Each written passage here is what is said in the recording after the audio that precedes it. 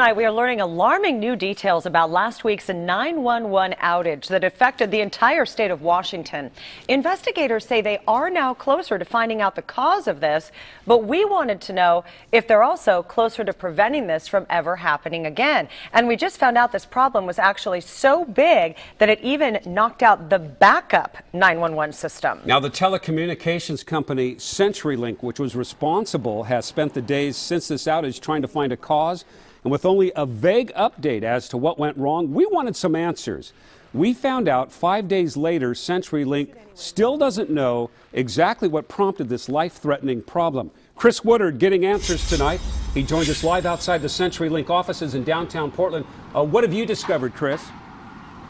For the first time since this outage, I was able to talk to someone from CenturyLink on camera just a short time ago.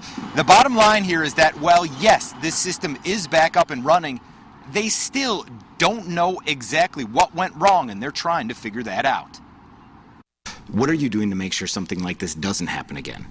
Yeah, it's a great question. So right now we feel very confident the system is stable, it's up and running, we don't anticipate any issues. Days after a 911 outage in Washington caused 4,500 calls to fail, CenturyLink, the telecommunications company responsible, says they're narrowing in on the problem, but still can't tell us exactly what caused that 6-hour failure.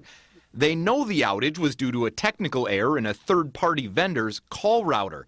But when I asked what that technical error was, they said they don't know. So right now we need to break down every point of contact between the 911 center in Washington or centers and the CenturyLink data centers as well to make sure we've exactly found the reason for the outage and how are we going to fix it and prevent it in the future. The Washington Emergency Management Division believes the 911 system is stable now, but it still wants assurances from CenturyLink something like this won't happen again. After I tried 911 a couple times and it rang busy, they were still at the door.